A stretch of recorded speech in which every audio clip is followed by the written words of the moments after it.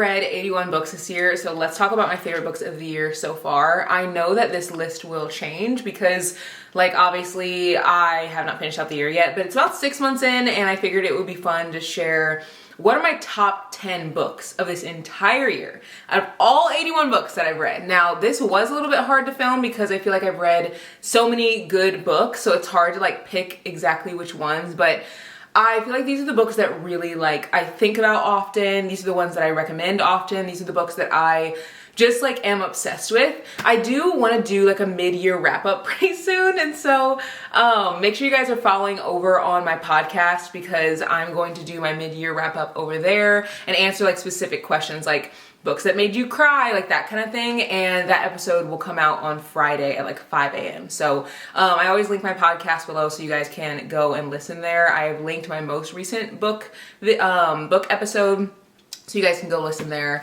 But let's get into all these books. I hope you guys enjoy this little video. So all of these books are in order. As I talk through each one, I feel like it would be fun to share them in order because I can like, I don't know, give you guys like my hierarchy of books for the year. So yeah, the first book, and all these are not like 5 stars. I've only had like a few 5 stars of the year. But I feel like a lot of these you will definitely love. There's only 2 in this stack that are like 4 stars, and then the rest are all like 4.5, 5-star ratings. So like very, very high. And you guys know I'm someone who I feel like there are more mid books than there are like incredible books out there. And so the mid books to me, it's like they almost make the incredible books that much more special because when you find that like gem, it's like, oh my gosh, it literally feels like finding gold. So the first 2 books are 4-star reads, and then we'll get into like the 4.5, 5-star books. The first book is My Dark Vanessa. This is a book that I feel like I cannot stop thinking about. I don't normally read like contemporary fiction, and I don't normally read like literary fiction or any types of books like that. It's just not like what I normally gravitate towards. I usually am like a thriller romance girly, but this book in particular made me feel so many emotions. I cried reading this book, and it's a pretty thick book, and for a like book that's outside of the genre that I normally read, it was very rare by how like fast that I finished this book. I also think that this book really made me empathize with people who have like been groomed by people. This story is about a woman who, well, I guess I'd say girl, because like it starts out when she's a girl and it goes through her being an adult, but it's about a girl who's like groomed by her teacher, and you like read that literally on the back of the book. That's what it's about. And then you get to see in the past why she feels that like she wants to be in this relationship with this guy, and it really like opened my eyes to how someone can so easily be groomed by an adult. And it just was so sad, so heartbreaking. And then you kind of fast forward to the future, and you also again read this on the inside like part of the book, just like the back or whatever, where she is like having to grapple with the fact that he is being charged with like, I forget what he's being charged with. There's some kind of something. He's going to court for, I guess, someone coming forward about this happening again to her as a student of his at school. And so it's just like such a heartbreaking but also like very honest and raw story, and I feel like stories like this give me more empathy for people who are like really taken advantage of, and it's just so sad. So again, this is not normally like the type of book that I pick up, but it is one that will stick with me all year. And then the next book that is like of my top 10 favorites of the year so far is The Kiss Countdown by Etta Easton. I feel like I've found so many of my favorite books just within the last few months because the first part of the year was kind of rough. Like I was reading a lot of books that were just like, they were mid, they weren't so great, I wasn't really obsessed with them, and I think part of it is because I started the year off with a 5-star read. Like my very first book of the year was like a 5-star read, so I think that was kind of just like plummeted me downward. But I did end up finding some really good books, and this book I think was kind of the I wouldn't say catalyst, but like in the group of like those books that really made me like reignite my fire for just like being excited about books. This book is so cute. It's about an event planner, and she is like just down on her luck. She's really struggling, and she meets this guy who he works for NASA, and her boyfriend recently dumped her, and she's like struggling to pay her rent. She meets this guy. They kind of like don't really get along, but they're not like enemies or anything. They just like kind of like have like an interaction that isn't like the best. So they go about their way, and then she goes to a coffee shop and her ex is there, and he's with his new girlfriend just like flaunting her around. So she sees the guy that she met who works for NASA and is like, hey, like come over here, and pretty much is like, pretend to be my boyfriend. He's like, bet. So they pretend to like date around her ex just to like make him a little bit jealous and like make him feel like her life is like fine. And then they decide to strike up a deal where they will fake date so that his family, the NASA guy, his family will like get off his back about dating someone because he's so invested in his career. I love this book so much. It was super, super fluffy, very fun, and it's one of those books that I think as you're reading it, you just get so immersed in the story that you almost feel like you're watching a rom-com. And there's a point in this book where like he carries her down a mountain, and I literally swooned. Like I was like, just like so giddy. And this is a debut book, so I cannot wait to read more from this author. There's a second book coming out, I think early next year, and it's about the NASA guy. It's like his sister's story, and I cannot wait to read it because I loved her in this book. I think her name was like Camilla or something, or Camille. It's just, this is such a cute story, and if you're looking for like a fluffy read but also does have a little bit of like learning how to like follow your dreams and be okay with like your family maybe not accepting like parts of you, like you will really enjoy this story. So love, love, love that one. And then Just for the Summer by Abby Jimenez is definitely in my top 10 of the year. This is a book that I purely went into just expecting it to be like fluffy, fun, nothing more, and it ended up being so much more than that. I feel like this story talks a lot about like letting people in, and it can be so hard to be vulnerable and like be open with yourself, but it is like worth it in the end. This is a story about two people who every time they date someone, they always like that person that they date breaks up with them, and then that person ends up finding their true love. So they end up being like, you know what, this happens to both of us all the time. Why don't we just date? So they're like kind of fake dating, real dating-ish, because they're like, well, whenever we break up, like we will eventually find our soulmate because like this always happens to us.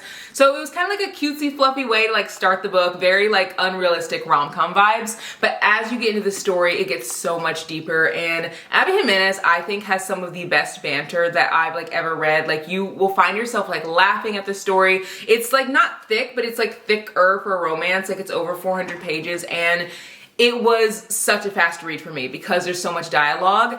The main character, she like really struggles with like being settled. She travels a lot. She also struggles with like her family dynamic. She has a lot going on in her life, but then also the guy main character, he has a ton going on in his life as well. So they're trying to like navigate their separate lives and all that's like happening in their life, and trying to like make this little like fake dating situation a thing. But then they start to have like real feelings for each other, and it is just so good. If you like books with like banter that make you laugh, like that will make you just like also feel things too, but nothing too wildly heavy, you'll really enjoy this book. And then I read the Mixtape by Brittany Cherry. I ended up crying from this book. I truly try to pick up a book from Brittany Cherry every single month because her books just hit. Like they just hit every single time. If you've never read anything from her, definitely pick up one of her books. She's a Black author who I feel like is not hyped up enough. And she just recently got one of her books for the first time in Barnes. It's called The Air He Breathes, and now The Fire Between High and Low just was released in Barnes as well, with like both of them have new covers. And so I'm so proud of her for being able to be an author that is like obviously incredible, but now is in like a big box store. Like that's such a huge accomplishment. And I think that The Air He Breathes is actually being turned into like a little film or something. So really love this book so much. I feel like this is a book that is so needed if you struggle with like grief, and you also struggle with depression, or have or are struggling with both. I feel like you'll feel so seen. There's also a story about a mother who she is like really struggling on her own because she's a single mom. And within that story, you see all that she's like doing to try to make ends meet and like keep, you know, her freaking lights on. But at the same time, this guy main character, he's also really, his name's Oliver, I'm pretty sure. Yeah, Oliver. He is really struggling with grief and depression while still having to like do his job because he is like a famous artist. It is just like such a deep story. I feel like there were so many quotable moments in this book, and it is definitely heavy. But if you like those heart-wrenching, like heartbreaking, will make you cry types of books, I feel like this is the one for you. And then I read Curvy Girl Summer, and I read this like literally like last week and fell in love with this story. Like absolutely fell in love with it. So funny. You can see it's like bent up because I just was laughing. I really like just ate up this book. I brought it with me everywhere. Like, I love this book. The banter in this is so similar to Abby Jimenez's books, and I feel like if you like her books, you will love this book. This is also another author who I've read like 3 of her books, and she's a Black author that I feel like, again, is not hyped up enough. This is her first book that was ever published in Barnes or like any big box store. She has other books that have been published, but she hasn't just like had the hype I think that she so deserves. So definitely go and pick this book up. You will not regret it. It is so freaking funny. It's like about a girl who has a one-night stand with her ex, and she's just like, yeah, this isn't working. Like I'm done with this. Like I'm ready to like settle down. And her family is really pressuring her to settle down. They're like, hey, we have this guy for you. Like, we'll hook you up with this guy. And her uncle's like, oh, you need to lose weight. Like, you need to like settle down, get married. Like, just all this familial pressure. And then she is like, you know what? I'm going to try to date and try to like get a boyfriend, kind of so they can get off my back, but also because like I do want to settle down.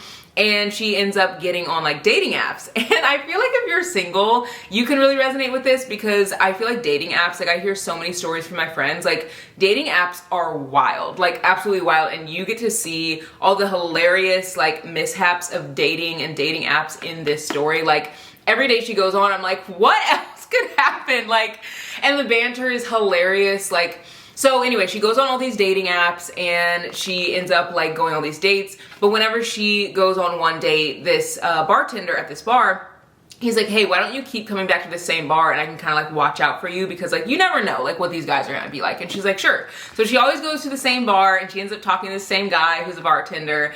And it is just, I love this book so much. The ending of this was so swoon worthy. It made me be like, oh, like literally kicking my feet. I was just, it felt like I was watching a movie. This one has some spice to start out with at the beginning, and there's definitely spice like at the end, but there isn't like a ton of spice, but when it's there, it's there. So I feel like this was such a perfect balance and like what I love to read in a romance. And then funny story, this is one I feel like I've went back and forth on with being 5 stars, but I think I'm gonna let it sit still at the rating that it's at, which is 4.5. And I think because every time a book comes out by Emily Henry, I'm obsessed with it. But one thing for me that makes a book have to be a 5-star read is I have to want to read that book again.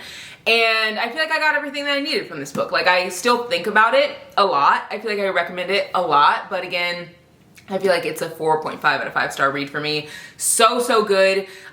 This is a story that I feel like if you are struggling with like kind of finding your place in the world, I feel like you'll really like this story. It's about a girl who is dating this guy or engaged to this guy, and he ends up being like, hey, you know what? I actually am in love with my like best friend, and she, you know, has been around for a long time, so I'm gonna actually just go and like date her instead. And she's like, huh? Because that literally happens at his like bachelorette night. Like bachelor night. He like goes to his bachelor party and is like, comes back and is like, yeah, sorry, I'm like in love with her still. Literally that's how the book starts out, and it says it in like the inside of the book, so it's not like a spoiler. So she ends up being like, okay, well, I guess like I'll try to figure things out. And he's like, well, yeah, also you need to like move out because like this is my place. And she's like, what? And the girl that he, like his friend or whatever that he's like in love with, she's dating a guy named Miles, and Miles comes over and is like, hey, did you like, you know, have you heard from like my girlfriend? And she's like, yeah, like your girlfriend just left with my fiance. And I actually have to get out of this house. I have nowhere to go. And he's like, oh, well, I have like an extra bedroom so you can like live in my house. So it's like forced proximity. and like both of them are just like wallowing in sadness because obviously they've both like been dumped in a very like very heavy like unique way, and you see her try to like learn how to detach herself from being with a partner. And I feel like that is such an important thing in books that you don't see, is like how easily like we just as people can be attached to our partners and we feel like they're our whole world. And she kind of made her ex-fiance her entire world. So then whenever she like doesn't have him anymore, she's like, well, like what am I supposed to do on the weekends? Like I don't have any friends. So you see her building friendship, you see her trying to put friends like, you know, on a higher pedestal than she ever has, because she's always kind of put them below her relationships. It is just a good story about friendship, about love. Like there's so much dialogue. It is really enjoyable. I feel like you'll also laugh a lot while reading this. And then Love You Always is another book that I mean, look at this book.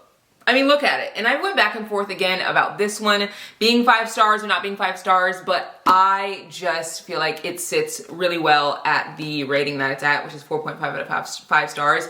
But I can definitely see myself enjoying the second book, like, and having it be a 5-star read because I'm like even more invested in the characters. This book is a mess. Like it's a hot mess, but I loved every bit of it.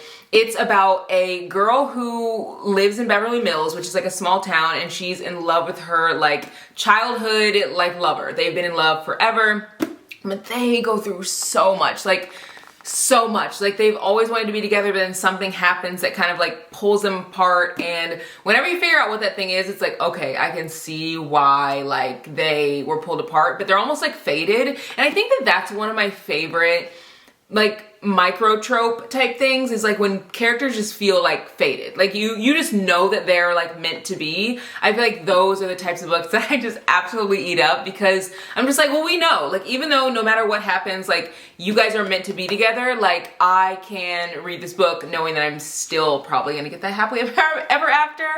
But they go through so much, and you see how immature they are as younger people, and as they get older, like how they grow and how they're like a lot less immature than in the beginning. I will say this book is definitely a little cheesy, but I like ate that up. Like if you like The Thousand Boy Kisses and that kind of like cheesy vibe, I feel like you'll like this. It gave soap opera, but I literally didn't care. I loved it so much. Also, this book doesn't have a ton of like reviews. It's like by an author who like she wrote the series, and I think there's only like maybe a few hundred reviews. It is so good, and I immediately went and ran to buy the rest of the series after reading this one. Again, you can see how much it has been loved, cried on, all the things. I really love this one.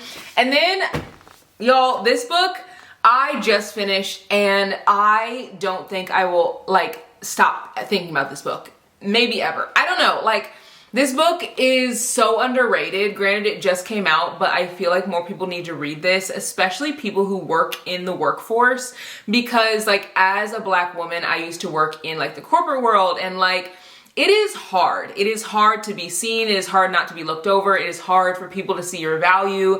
And this book talks so much about that, and how you have to really build up your own confidence, because people will try to like just like they will try to make you feel less than, especially in a space where you maybe are the minority. Really love this book. I also, again, love that faded trope. I love the, like, where the characters kind of have to give each other, like, a second chance type thing. So the two characters in this book have really, like, they've had a hard, like, few years. So they, like, get reintroduced with each other after being separated for 7 years, and you can see that there's a lot like that they need to talk through that they haven't. The story talks a lot about grief, but it also touches on like the workplace, you know, things that I like shared, but it also touches on how like much hurt you can harbor from someone, and how like I don't know, like how much that can like impact your life. I love this book so much. I feel like it's so underrated, very enjoyable. I feel like if you like books with like tension and very like intimate moments, but in the sense of like, you know, he grabs her face and he like, you know, rubs his thumb against the palm of her hand, like very like intimate, very like minuscule details, I feel like you will love this book, and those are some of my favorite like ways to feel a romance and feel that bud in a relationship. Really love this. I think what I love most is that the two characters, they obviously hadn't seen each other in 7 years, and then when they reunite with each other, like there's a point in this book where the main character is like, you know, when you haven't heard, this is literally like a quote from the book, he's like, you know, when you haven't heard a song in a really long time and like you used to love the song but you haven't heard it, and then when you do hear it, it brings back all those feelings of like the first time you fell in love with that song, and whenever you like play it, you feel that nostalgic feeling. Like that's how I feel whenever I'm like around you, like you're that song to me. I was like, I literally was like, okay, like I'm sold, I'm hooked. And it is just such a beautiful story. It's so well written. On the front, it literally says, "We are lucky to have this booming new voice in romance" by Kennedy Ryan. She read this book and loved it, so I feel like you will as well. And this is also a debut book. This author was, this book was just released, and it's her first book, and it's also in Barnes & Noble, so you guys can go pick it up ASAP. And then a 5-star read that I was absolutely obsessed with this year is This Could Be Us. This was a book that was a very highly anticipated read for me this year, one of my most anticipated reads. And I think because like Kennedy Ryan just writes like no other. Like when she puts pen to paper, it literally is so poetic. And this story is very unique. On the back, there are tons of accolades from Tia Williams, from Colleen Hoover, from USA Today, from NPR.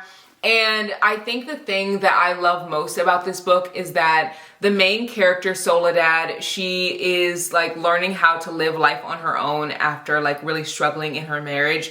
But the biggest thing is you see her learn how to date herself. And I don't think that there are nearly enough books, like romance in particular, about solo dating and like learning to love yourself prior to being in a relationship with someone. Like, I already want to read this book again. I want to annotate it. Like, I want to get to the spicy romance scene. Like it is everything.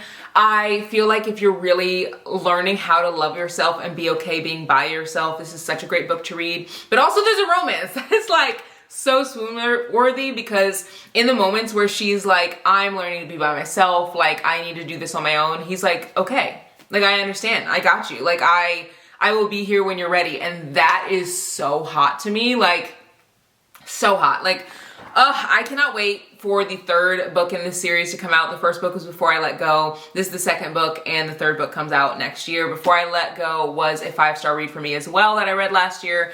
I feel like this series in particular just hits. It just does something different to me. So love this book, and I think you can read these as standalones as well. So you could like read this and then read Before I Let Go if you want.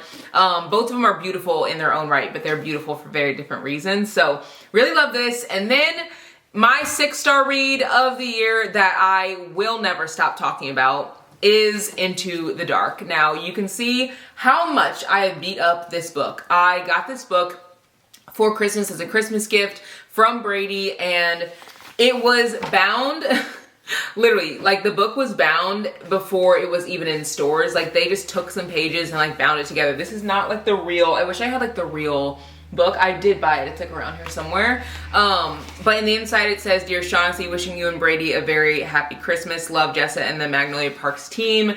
You can see like the seams coming apart. I have read this and like I already want to read this again. I think what really connected me so much to this book in particular is it is heavy on grief. Like it talks so much about grief, and I feel like if you are grieving, this book can make you feel very seen. It can make you feel less alone, but it can also be hard to read. So definitely take that into consideration before you read it. Definitely read this book in order. You cannot read this book alone like this one. It has to be read in order. And this is book 5 in the Magnolia Park series. But the entire series, I think, building up to this one is what makes this one so impactful, because the characters, like I feel like the Magnolia Parks series is like a study of being human. It is a romance, but it almost doesn't feel like it because the characters feel so real. The writing is so poetic. Like I wish I could pull something from this book just like off the top of my hand, but like honestly I need to go back through and annotate it because the writing truly feels like poetry, like no other book I've ever read in my entire life. So if you guys are looking for a book like that, I know you guys will definitely love this. And that is all my top 10 favorite books of the year in order, and I hope you guys really enjoyed this video. Again, I've read like 81 books this year, which is wild and just so like cool that I can find so many great books within those 80 books, because not only are these books great, but I've read so many other great books as well. So make sure you guys are following me on Goodreads, and make sure you guys check out the Love You Most pod on Friday at 5 a.m. because I'm going to give like a full mid-year wrap up there. And I just thought it would be really fun to talk about like some of my favorites that have made me cry, like the books that, you know, were my most anticipated and the ones that made me the most disappointed, and just kind of really go through that. So be on the lookout for that on Friday, and I'll see you guys in the next one. Bye guys.